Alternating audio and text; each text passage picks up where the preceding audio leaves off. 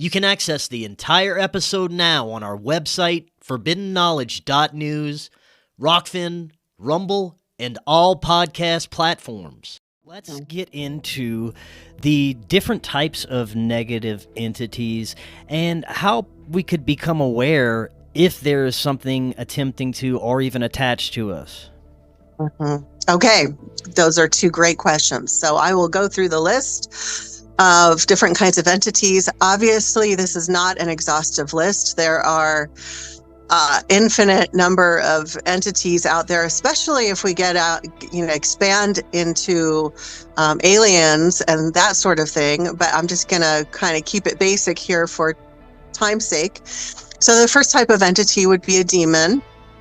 And this is a negative entity that is specifically of the demonic race. So I'm not lumping all evil spirits as demons. There are certain people from certain traditions that just they call everything demons.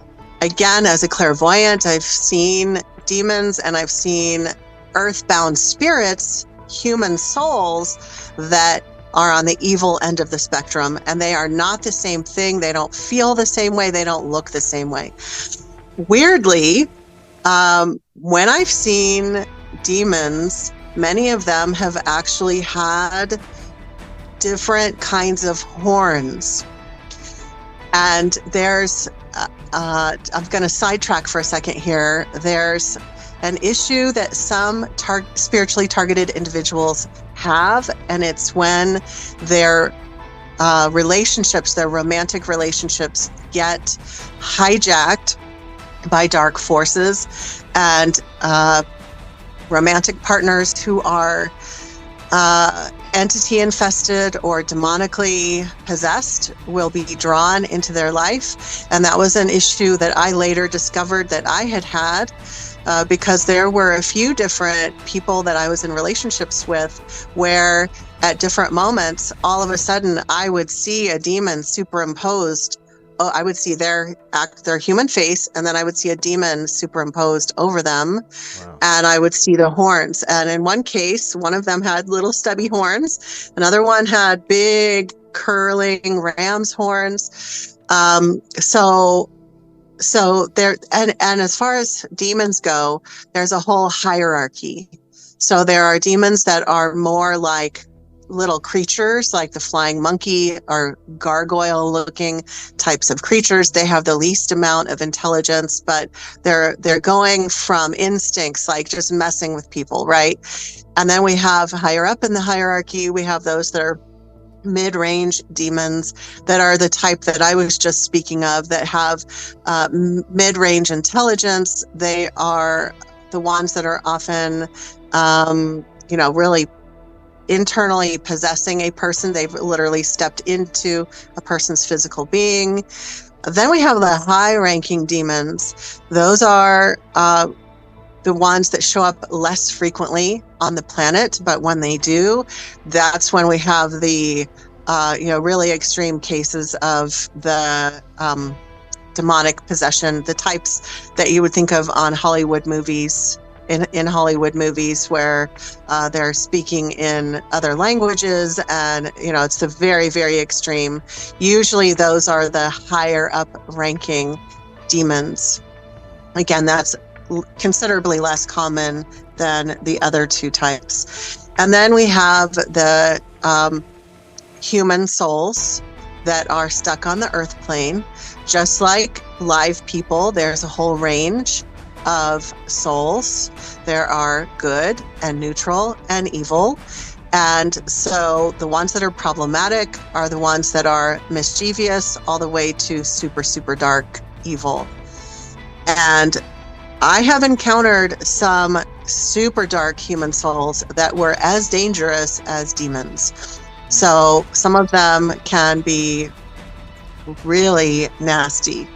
And then we have Djinn. Djinn are the shapeshifters. They are, in my opinion, they are more dangerous than demons because with demons, you can a lot of times use force and just your general exorcism methods to release them, to make them leave.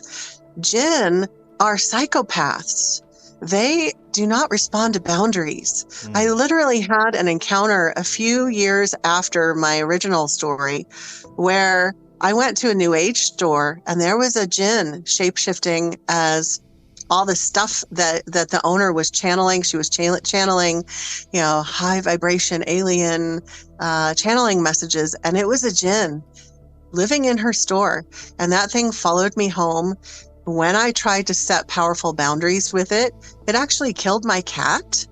I learned the hard way that Jinn do not respond to boundaries. So you have to be, so let this be a warning for everyone that you can't ride in with, everything blazing like you do with demons. If you think you're dealing with a Jinn, you need to be really careful. And I tend to kind of use backdoor techniques now, like where I will use a method to remove whatever the Jinn is attaching to. So for example, I removed a Jinn from somebody, not by directly removing the Jinn, but I went in and looked at what was the root cause of how the Jinn was getting in, and then I addressed that.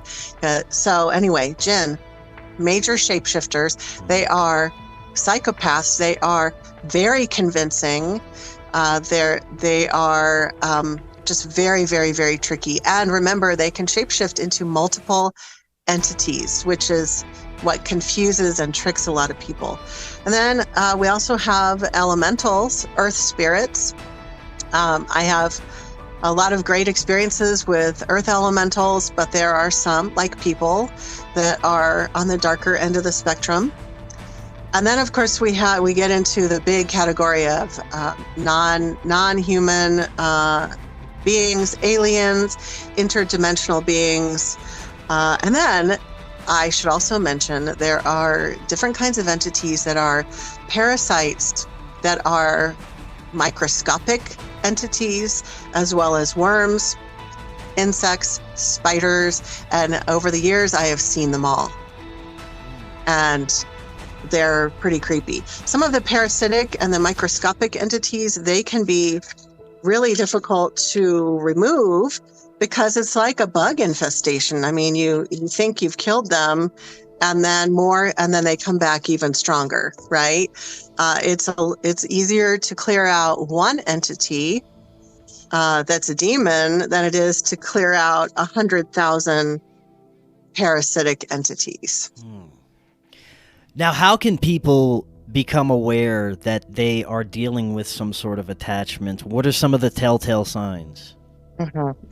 Yeah, so the first thing that I will mention is something called spiritual anesthetic. And I want to point out, this was not my term. There was a former mentor that I worked with who explained this to me, and it makes total sense. Spiritual anesthetic is when an entity is trying to hook into somebody. Either it's in the person's energy field or it's literally trying to hook in. It'll try to hook into the back of the person's head or somewhere else in their energy field, or it's actually stepped into the person's body.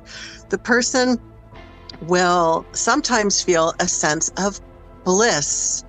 And this is what happens at a lot of spiritual events when they are not properly vetting the energies that are coming in, and there are negative energies coming in, whether they're various types of false light entities or whatever. And all of the people are feeling a sense of euphoria and bliss. Now, I've had a lot of podcast interviewers get really argumentative, and I don't get that sense from you, but I've had people get really frustrated about this. Like, well, how can feeling bliss be bad? That's a good thing. And they push against this. And I want to say that being grounded, like a grounded sense of well-being, is a good thing. A disembodied, like out there in outer space, euphoria, bliss, not a good thing. So whether you're at home meditating or you're doing some spell work,